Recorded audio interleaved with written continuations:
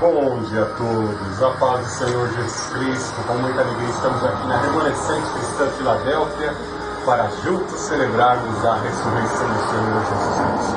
Com muito sentimento de gratidão, sentimento regozijante, de exaltação ao Senhor Jesus Cristo, aqui estamos, reunidos na Remanescente Cristã Filadélfia.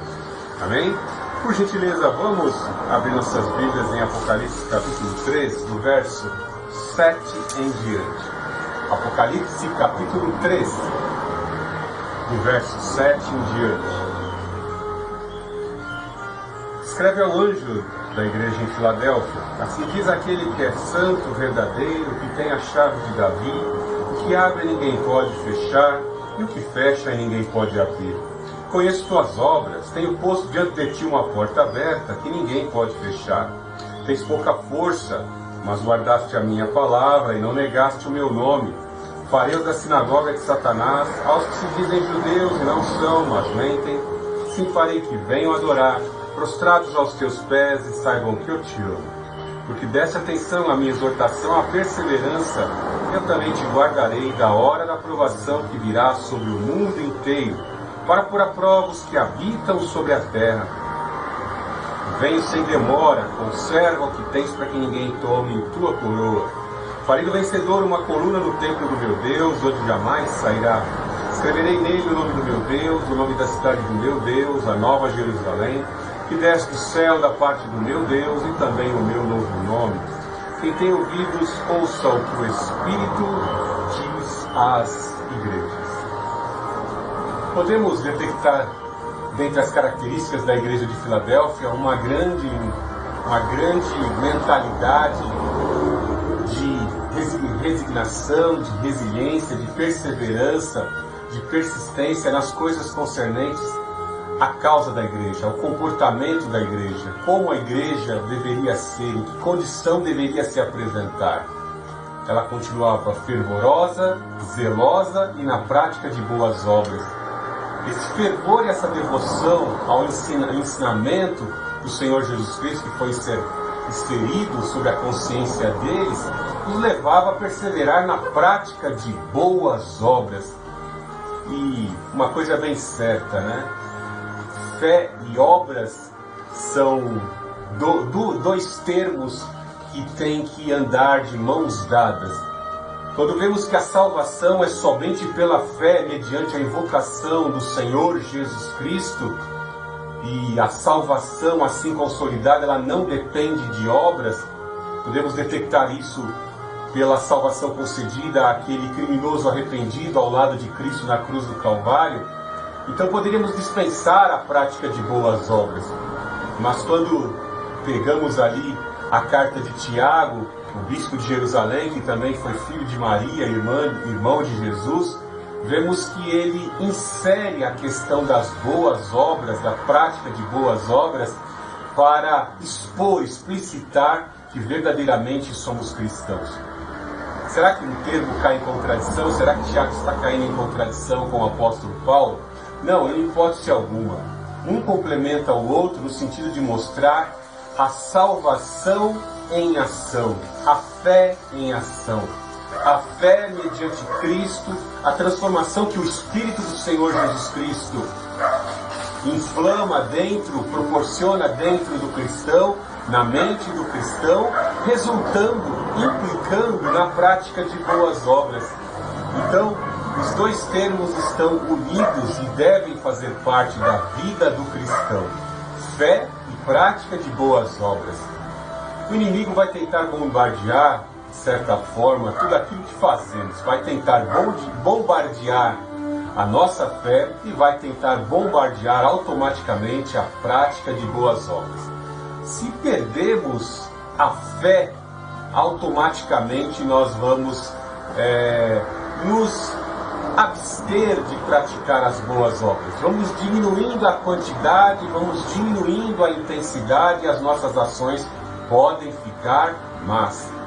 Veja, um exemplo muito comum e simples é observarmos que em épocas de crise, em cultos de oração, de adoração e intercessão, o número de cristãos é bem pequeno.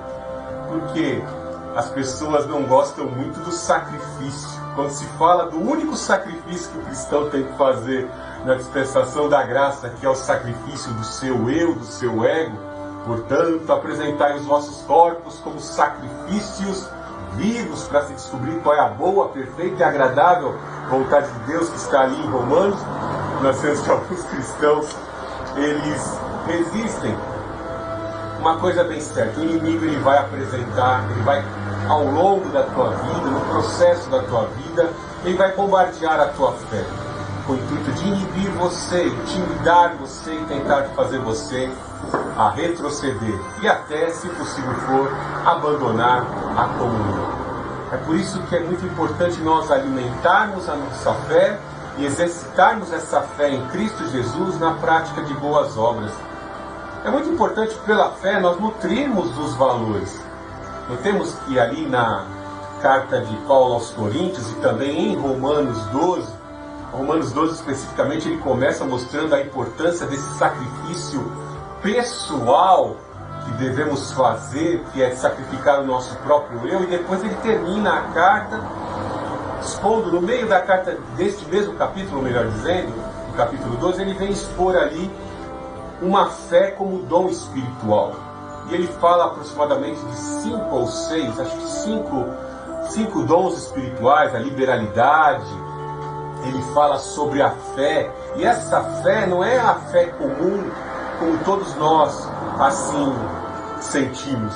Você vê que uma série de pessoas acordam na segunda-feira de manhã, às vezes nem olham na cara do motorista, mas elas depositam a fé de que o motorista tem competência, capacidade para estar conduzindo aquele ônibus, e a pessoa pensa, vou chegar ao destino. Se não ocorrer terremoto, os pneus do ônibus não furarem, eu vou atingir o meu objetivo. Isso é uma fé comum que todos nós temos, né? Quando vamos tomar um avião, quando vamos sair na rua, né? Quando vamos passar por cima de uma ponte, nós acreditamos que aquela ponte tem capacidade de suportar o peso e permitir que nós atravessemos. A fé que o apóstolo Paulo fala em Romanos 12 é uma fé sobrenatural.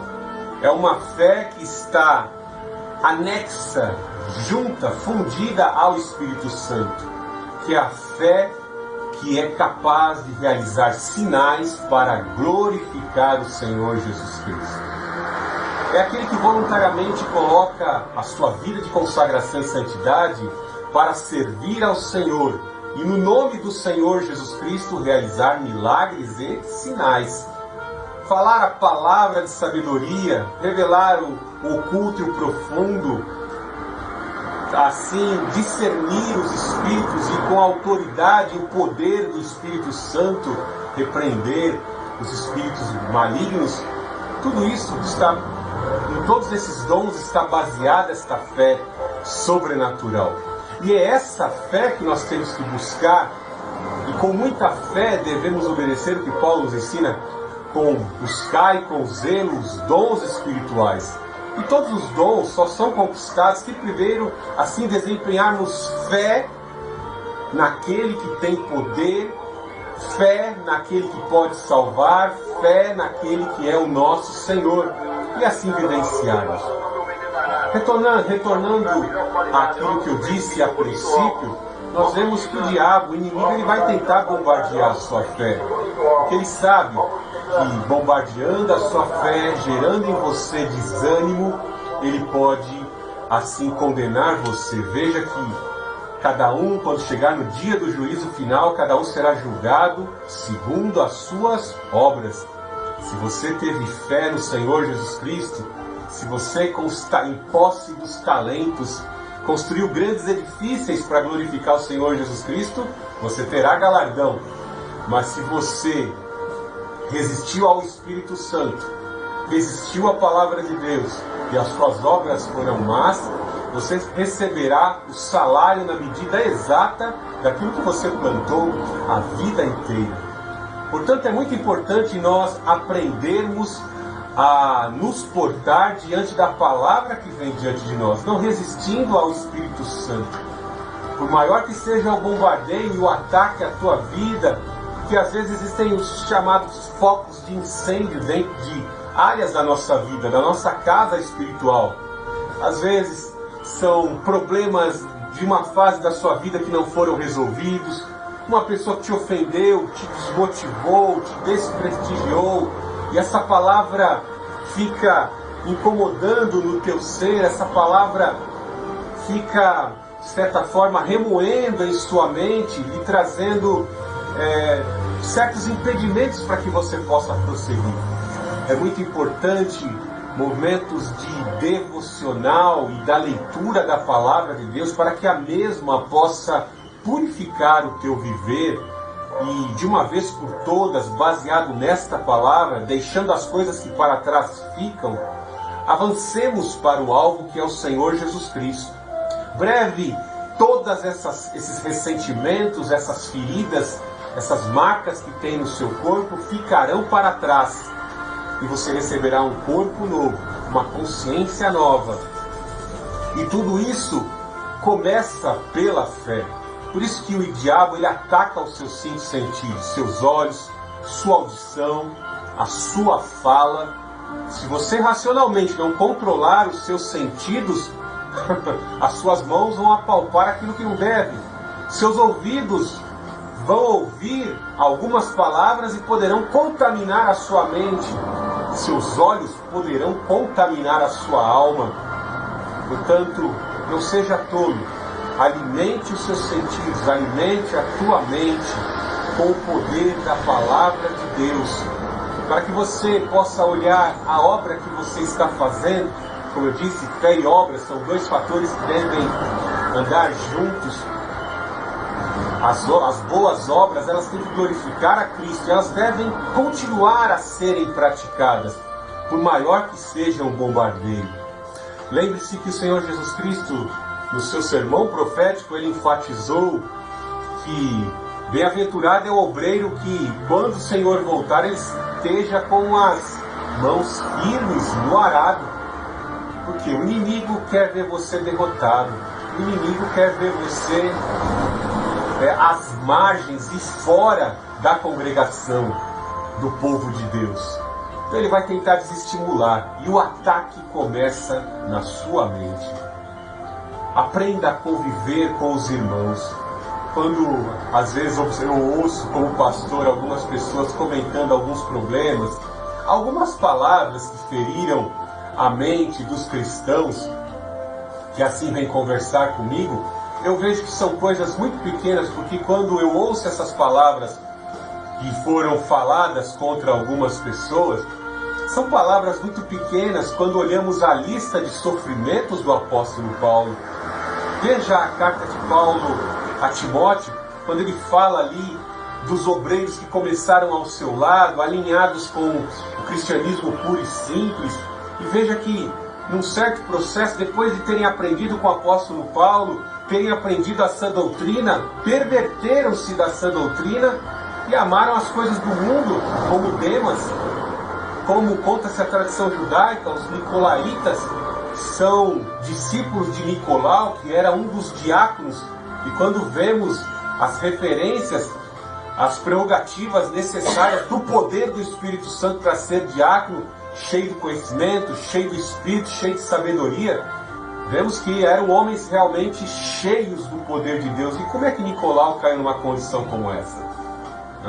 Quando vemos os obreiros fraudulentos que se dizem judeus e não são, se dizem judeus, não puderam permanecer entre nós porque não são dos nossos, por que deixaram o cristianismo?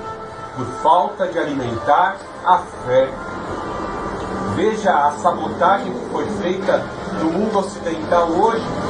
Quando olhamos isso politicamente, vemos que a intenção é simplesmente de impedir a ascensão novamente ao governo do presidente Donald Trump. Sabotaram descaradamente o crescimento econômico do mundo ocidental. Isso afetou até o Brasil, onde assim surgiram presidentes conservadores, a sabotagem foi maior ainda. E vemos que essa crise econômica não pegou somente pessoas más, não. A crise veio e afetou os cristãos. Vemos as igrejas sendo afetadas por isso. convenções que estão ocorrendo nas universidades, nos shopping centers, em tantos lugares, né? As pessoas sem máscara, convenção de partido político de esquerda, está lá todo mundo sem máscara, mas exigem restrições para a congregação das igrejas. Coisa mais terrível. Essa mentira está sendo deslavada, descarada. Quantos não tiveram a sua comunhão interrompida por conta desta pandemia? Nós não podemos nos deixar levar por isso. A mentira já está sendo desmascarada e você, cristão, não pode se deixar ser iludido por isso, se deixar desanimar por conta disso. Eu não acho graça nenhuma em você, empresário que nos assiste. Você perdeu a sua herança, você perdeu seus clientes, você empobreceu. Não acho graça nenhuma quando vejo uma sabotagem tão terrível como essa, levando a classe média até os ricos a perderem os seus bens. Mas entenda que se isso ocorreu na tua vida, é permissão de Deus para que você possa, no momento de reflexão, para buscar compreender a realidade do mundo à sua volta, das forças antagônicas que estão no mundo à sua volta, você possa entender que veio algo para inibir a sua fé, inibir, intimidar o seu espírito empreendedor, intimidar a sua fé, para que você deixe de estar na casa do Senhor e que você fique pensando, foi Deus que tirou tudo. Não, Deus não tirou nada de você. Ele quer que você entenda que o Senhor Jesus é o maior tesouro, que a recompensa que está para aqueles que depositam a fé na sua salvação, na sua ressurreição, a riqueza que existe, o galardão é bem maior do que tudo isso que você perdeu. Talvez seja uma palavra dura que você não queira ouvir nessa manhã, mas como eu disse a princípio, novamente eu reitero, fé e obras, elas têm que andar juntas em tempo e em fora de tempo. Você se lembra da ilustração da figueira que o Senhor Jesus Cristo utilizou? Ele disse que a figueira tem que produzir figos em tempo e fora de tempo. Imagine o Senhor do universo querendo nesse exato momento encontrar frutos em você. Nesse exato momento ele não encontra frutos. Ele vem em busca de um fruto sequer. E ele não encontra frutos na sua videira, na sua figueira. Então é importante você, neste momento, se conscientizar disso. Eu tenho que alimentar a minha fé. Eu tenho que fortalecer a minha musculatura espiritual. E você só fortalecerá a sua musculatura espiritual se você verdadeiramente estiver empenhado em buscar a presença de Deus. E recebereis poder ao descer sobre vós o Espírito Santo. É confiando nas promessas, lendo a palavra de Deus, confiando nas promessas e buscando poder para crer. Essa palavra revelada que eu te trago nesta manhã, ela tem esta finalidade: alimentar a tua esperança e implicar na tua vida um posicionamento diante desta palavra que você recebeu. Você tem que se posicionar para avançar naquilo que Deus quer construir através da tua vida. Não perca mais tempo, não adie, não fique protelando decisões. É hora de você olhar para os céus. Eleva os meus olhos para os montes, de onde me virá o socorro. É hora de olhar para o Senhor Jesus Cristo e avançarmos. Ele ressuscitou dentre os mortos.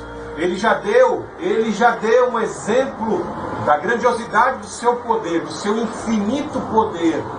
Ressuscitando dentre os mortos, Ele tem poder para realizar grandes sinais na tua vida.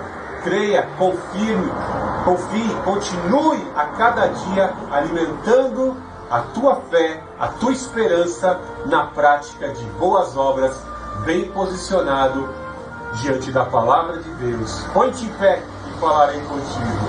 A ordem do Senhor é avançar. Meu espírito não se alegra com aquele que recua. Amém? Deus Altíssimo, Deus de amor, Deus de poder, nós te adoramos, nós te exaltamos, nós engrandecemos o Senhor Jesus Cristo, nós adoramos o Deus Altíssimo, nós adoramos o Santo Espírito. Ó Santo Espírito, vem sobre nós nessa manhã.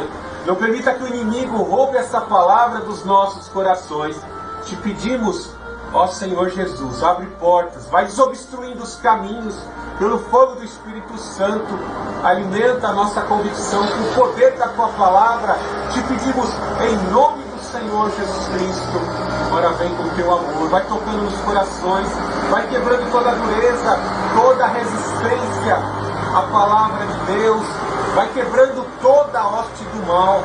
Em nome do Senhor Jesus Cristo, os focos de incêndio que existem dentro dos lares, em nome do Senhor Jesus Cristo, ó Santo Espírito, vai dissolvendo todo o mal, toda a enfermidade, e exalta o Senhor Jesus Cristo na consciência de todos que estão nos assistindo, desde a plataforma do YouTube, aqueles que se encontram aqui na Remanescente Cristã Filadélfia. Abençoa grandemente o Teu povo, Pai, em nome do Senhor Jesus. Abençoa a Tua igreja, Senhor Jesus, nos quatro cantos da terra. Afugenta as castas, as falanges do mal, em nome do Senhor Jesus Cristo. E assim adoramos o Deus Altíssimo, adoramos o Filho do Deus Altíssimo, adoramos o Espírito do Deus Altíssimo. Que Deus abençoe grandemente a tua vida nesta manhã de domingo. Adore, celebre, exalte ao Senhor Jesus. Ele ressuscitou dentre os mortos.